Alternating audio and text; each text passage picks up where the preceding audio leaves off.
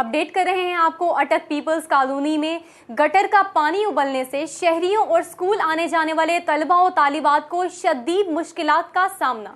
Update कर रहे हैं आपको अटक से, जहां गटर का पानी उबलने से तलबा और तालिबात को सख्त अजियत का सामना करना पड़ रहा है।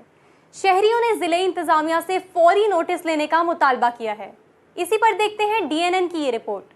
अटक के गुंजान तरीन इलाका पीपल्स कॉलोनी में गवर्नमेंट गर्ल्स हाई स्कूल के करीब गटर बंद होने पर उबलता हुआ गंदा पानी अहले इलाका के लिए दर्दे सर बन गया है। स्कूल आने जाने वाली तालिबात और शहरियों को गुजरने में शदीद मुश्किलात का सामना है। मकामी आबादी के लोगों का साफ हवा में सांस लेना भी गंदे पानी की वजह से मुहाल हो चुका है। इर्द गिर्द की आबादी की जिंदगी अजीरन हो चुकी है। TMA इंतजामिया को शिकायत के बावजूद कोई पुरसाने हाल नहीं। शहरियों ने सफाई का मुतालबा किया है।